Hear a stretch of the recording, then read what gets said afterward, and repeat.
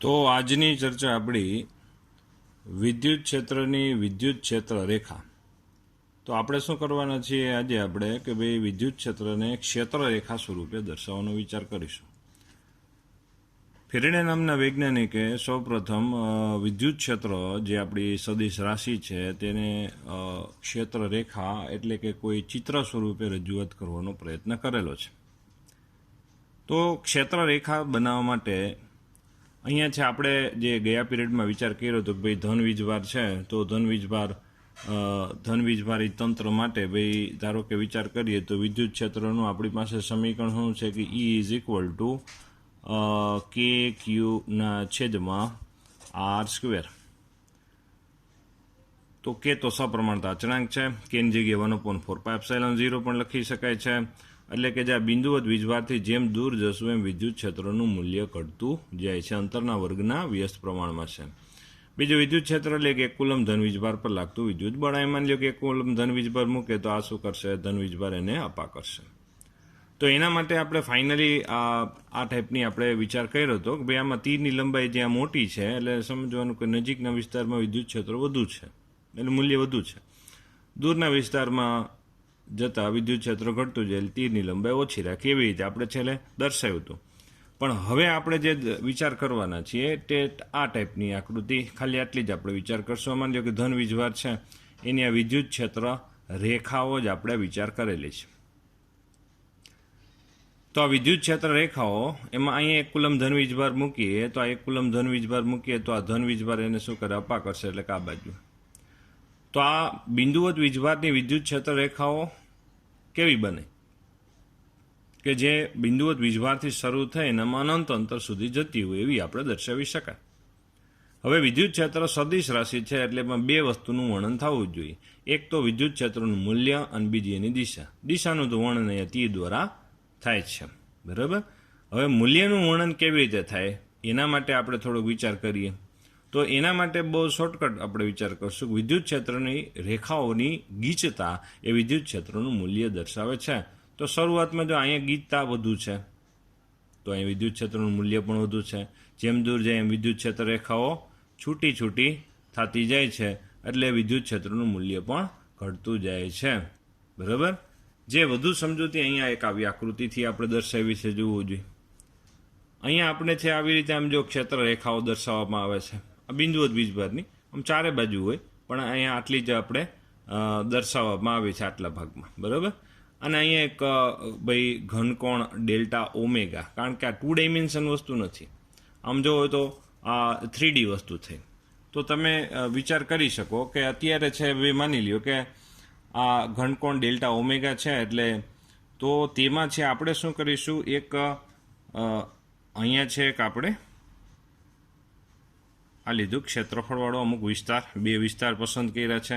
આ બંને વિસ્તારને જો ટેક્સ્ટબુક મુજબ વિચાર કરીએ તો એકનું નામ P1 રાખીશું અને બીજાનું નામ આપણે P2 રાખવાના છીએ. આવી રીતે છે. હાલો, તો અહીંયા છે આપણા માટે આ બંનેનું બંનેમાંથી પસાર થતી ક્ષેત્ર રેખાઓની સંખ્યા, આ બધી વિદ્યુત ક્ષેત્ર રેખાઓ થઈ આપણી. આ 1 2 3 4 5 6 7 8 ને 9 ક્ષેત્ર રેખા છે ધારો કે અંદાજે. તો આ બેમાંથી 9 ક્ષેત્ર રેખા પસાર થાય છે. તો આ બેનું ક્ષેત્રફળ કેટલું થાય, ધારો કે P1નું ક્ષેત્રફળ આપણે વિચાર કરીએ, P1 ખંડનું ક્ષેત્રફળ, તો એના માટે આવશે R1 સ્ક્વેર ડેલ્ટા ઓમેગા. આ તો આપણા માટે ખૂણો થયો અને R1 એટલે એની અહીંથી અહીંયા સુધીની આમ જુઓ તો આ ત્રિજ્યા જ થઈ. આની ત્રિજ્યા કેટલી છે, R2 જેટલી છે. આની ત્રિજ્યા થઈ R1, આની ત્રિજ્યા થઈ R2 જેટલી થઈ. આ એના જેવું છે કે ભાઈ ચાપ બરાબર રેડિયનમાં ખૂણો ગુણ્યા ત્રિજ્યા, ચાપ બરાબર રેડિયનમાં ખૂણો ગુણ્યા ત્રિજ્યા. પણ જ્યારે આપણે ભાઈ ઘનકોણની ચર્ચા આવતી હોય ત્યારે ચાપની જગ્યાએ શું આવી જશે, ક્ષેત્રફળ આવી જશે, બરાબર. આ ક્ષેત્રફળ જ થયું, બરાબર. અને આ થઈ ત્રિજ્યા R1 એટલે R1નો અહીંયા સ્ક્વેર આવશે અને અહીંયા આવશે આ ઘન કોણનું મૂલ્ય ડેલ્ટા ઓમેગા, બરાબર.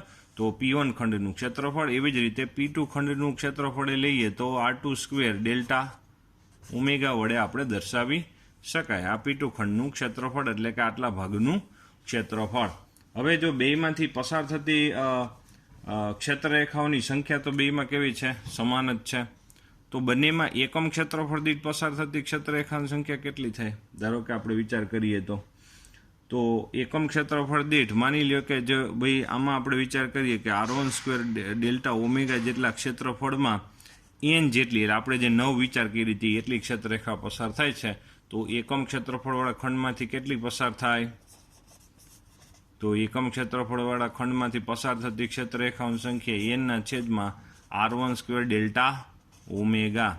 જ્યારે આમાં અહીંયા વિચાર કરીએ P2 પાસે, આ P1 પાસે વિચાર કર્યો, એવી રીતે P2 પાસે એકમ ક્ષેત્રફળ દીઠ પસાર થતી ક્ષેત્રરેખાઓની સંખ્યા કેટલી થાય? n/r2² ડેલ્ટા ઓમેગા થાય. અહીંયા જો તમે વિચાર કરી શકો એકમ ક્ષેત્રફળ દીઠ પસાર થતી ક્ષેત્રરેખાઓની સંખ્યા એ બેમાં જુદું શું છે? r જ છે. જોવો જોઈએ એકમ ક્ષેત્રફળ દીઠ પસાર થતી ક્ષેત્રરેખાઓની સંખ્યા એ હકીકતમાં છે એની ત્રિજ્યાના અથવા તો અહીંથી બિંદુવત વીજભારથી અંતરના વર્ગના વ્યસ્ત પ્રમાણમાં છે. આમ આપણે આડકતરી રીતે એમય કહી શકાય કે એકમ ક્ષેત્રફળ દીઠ પસાર થતી ક્ષેત્રરેખાઓની સંખ્યા એ વિદ્યુત ક્ષેત્રના મૂલ્યના સમપ્રમાણમાં હોય છે. જે અહીંયા આપણે કે ભાઈ કારણ કે ભાઈ એકમ ક્ષેત્રફળ દીઠ પસાર થતી ક્ષેત્રરેખાઓની સંખ્યા તે કોના ઉપર આધારિત છે? અંતરના વર્ગના વ્યસ્ત પ્રમાણમાં. તો વિદ્યુત ક્ષેત્ર પણ અંતરના વર્ગના વ્યસ્ત પ્રમાણમાં છે. તો આપણે એમ કહી શકાય કે ભાઈ કોઈ પણ બિંદુ પાસે વિદ્યુત ક્ષેત્ર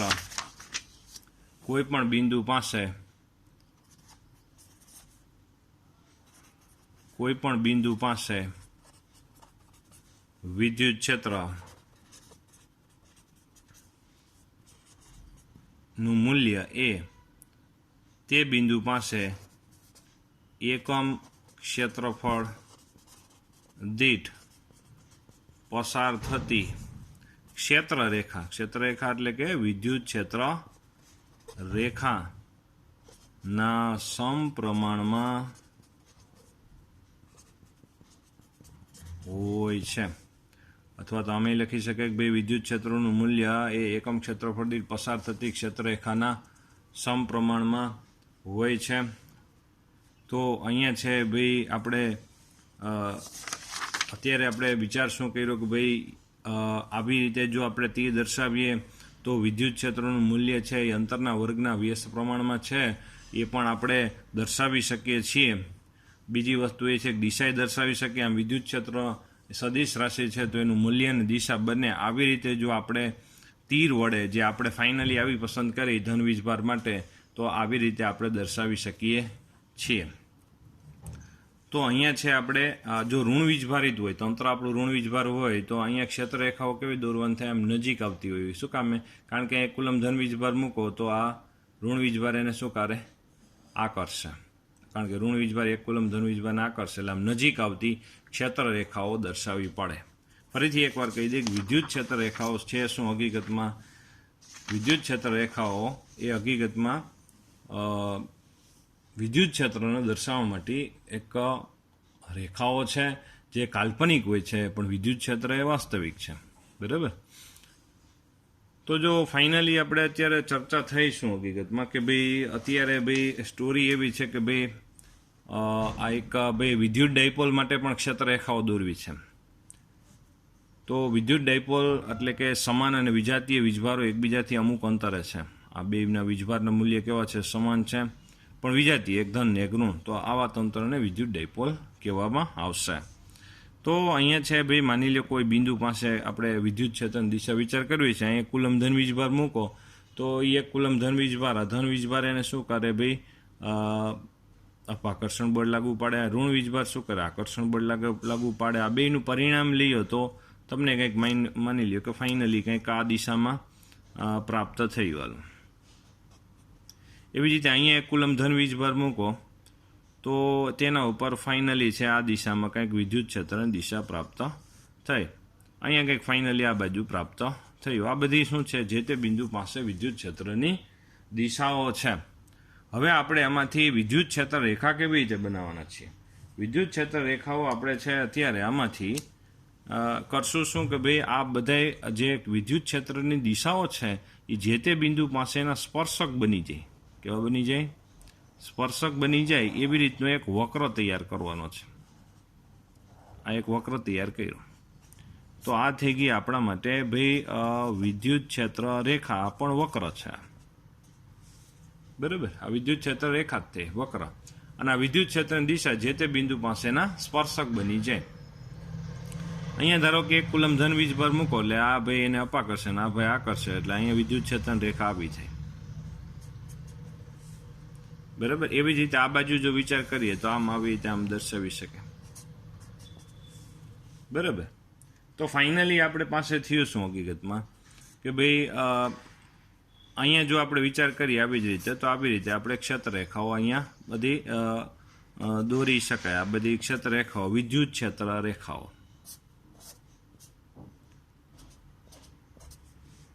ટૂંકમાં વક્ર એવી રીતે દોરેલા છે કે વિદ્યુત ક્ષેત્ર એ જે તે બિંદુ પાસેનો દોરેલો સ્પર્શક બની રહેશે. તો ફાઇનલી આપણે વાત શું થઈ કે અત્યારે વિદ્યુત ક્ષેત્ર રેખાની ગીચતા એ વિદ્યુત ક્ષેત્રની પ્રબળતા દર્શાવે. પ્રબળતા એટલે કે એનું મૂલ્ય. વિદ્યુત ક્ષેત્ર રેખાની ગીચતા એ વિદ્યુત ક્ષેત્રની પ્રબળતા એટલે મૂલ્ય દર્શાવે છે. બીજું, વિદ્યુત ક્ષેત્ર રેખા પર આ વિદ્યુત ક્ષેત્ર રેખા છે બધી, બરાબર, આજે આપણે દર્શાવી વિદ્યુત ક્ષેત્ર રેખા છે, બરાબર, વક્ર રેખાઓ છે. બિંદુ પાસે દોરેલ સ્પર્શક એ તે બિંદુ પાસે વિદ્યુત ક્ષેત્રની દિશા દર્શાવે છે.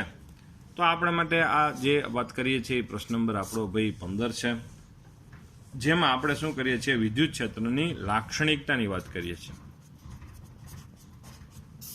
તો વિદ્યુત ક્ષેત્ર રેખાની લાક્ષણિકતા જે હમણાંની પહેલા આપણે 14મો પ્રશ્ન ભણ્યા હતા એમાં જ આપણે વિચાર કરી હતી કે ભાઈ વિદ્યુત ક્ષેત્ર રેખાની ગીચતા એ વિદ્યુત ક્ષેત્રનું મૂલ્ય દર્શાવે. એટલે જ્યાં ગીચ હોય, ધારો કે અહીંયા ગીચ છે તો અહીં વિદ્યુત ક્ષેત્રનું મૂલ્ય વધુ છે એમ સમજવાનું.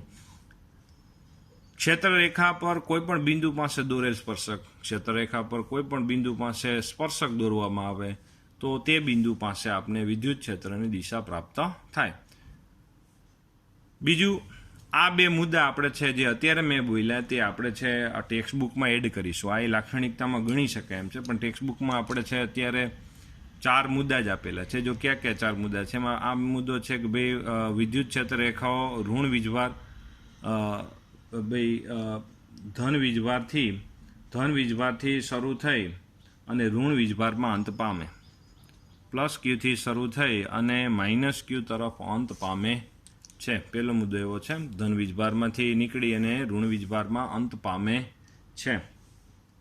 બીજું, વિદ્યુત ક્ષેત્ર રેખાઓ ત્રુટક નથી, સતત છે. વચ્ચે કે આમ કાપો ન મૂકી શકે એમ કે આમ ભાઈ આમ ક્ષેત્ર રેખા છે અહીંયા સુધી એવી વળી પાસે આમથી આમ વચ્ચે આમ ખાલી જગ્યા નહીં, એટલે તંત્ર વડે અહીંયા બધે બોર્ડ લાગે અહીંયા નથી લાગતું, એવું કોઈ દી શક્ય ન બને. એટલા માટે વિદ્યુત ક્ષેત્ર રેખાઓ સતત જ હોય છે, ત્રુટક હોતી નથી. બરાબર.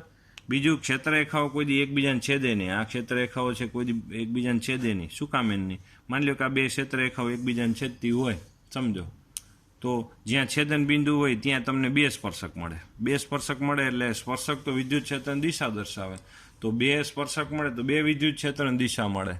તો 2 વિદ્યુત ક્ષેત્રની દિશા કોઈ પણ સદિશ રાશિની 2 દિશા શક્ય નથી.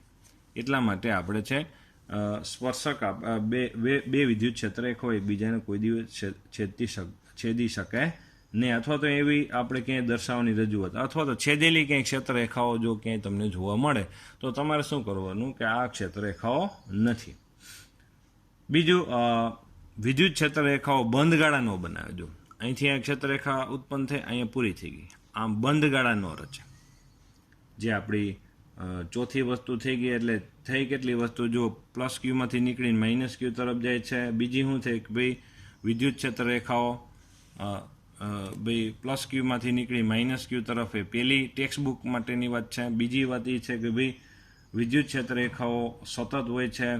ત્રીજી, ક્ષેત્ર રેખાઓ એકબીજાને છેદતી નથી, અને સ્થિર વિદ્યુતભારિત તંત્ર હોય તો તેની ક્ષેત્ર રેખાઓ બંધ ગાળા રચતી નથી. જે આપણા પ્રશ્ન નંબર 15 જે આપણે અહીંયા જોઈ શકાય, જે આ જ વસ્તુ છે. તો તે માટે આપણે જો વિચાર કરીએ કે ભાઈ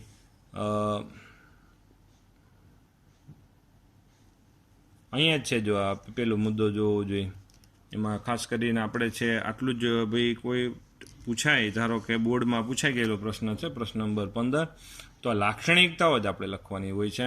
તો તેમાં શું છે કે ભાઈ આ ક્ષેત્રરેખાઓ, જો આ ક્ષેત્રરેખાઓ ધન વીજભારમાંથી શરૂ થઈને ઋણ વીજભારમાં અંત પામે છે.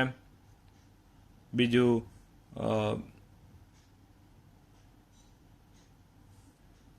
જો એક જ વિદ્યુતભાર હોય તો ક્ષેત્રરેખાઓ આરંભથી અનંત સુધી જશે. શું કામે? એક બિંદુવત વીજભાર હોય તે હમણાં આપણે ગયા પ્રશ્નમાં જોયું હતું, બરાબર.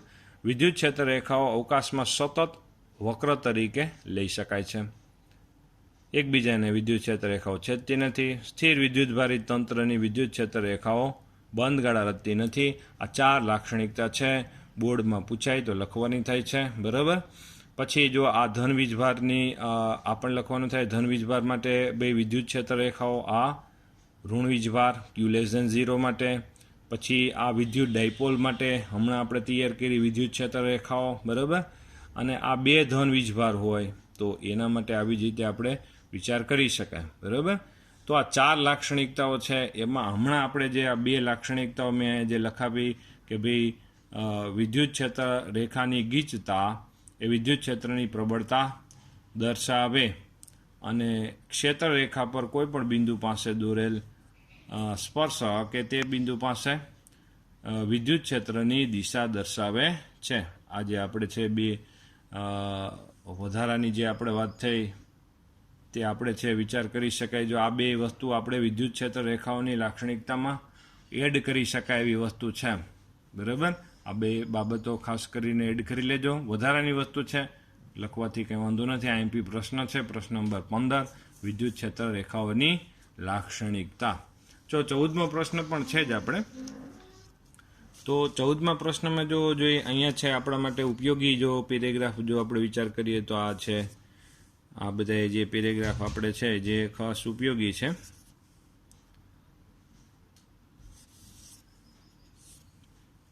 જોવું જોઈએ. તો અહીંયા આપણે છે આ સમજૂતી શું પ્રાપ્ત કરી કે ભાઈ જો ફરીથી આપણે જો વિચાર કરીએ તો અહીંયા છે આપણે શરૂઆતમાં આની ઉપરથી આપણે શું ચર્ચા કરી કે ભાઈ વિદ્યુત ક્ષેત્ર છે એ અંતરના વર્ગના વ્યસ્ત પ્રમાણમાં છે. તો એકમ ક્ષેત્રફળ દીઠ પસાર થતી વિદ્યુત ક્ષેત્ર રેખાઓની સંખ્યા એ પણ અંતરના વર્ગના વ્યસ્ત પ્રમાણમાં છે. તો આપણે શું લખી શકાય કે વિદ્યુત ક્ષેત્ર એ કોઈ બિંદુ પાસે પસાર થતી એકમ ક્ષેત્રફળ દીઠ પસાર થતી ક્ષેત્રરેખાઓની સંખ્યાના સમપ્રમાણમાં હોય છે. જેના માટે આપણે અહીંયા પણ ધારો કે એકમ ક્ષેત્રફળવાળા 2 પૃષ્ઠ વિચારો.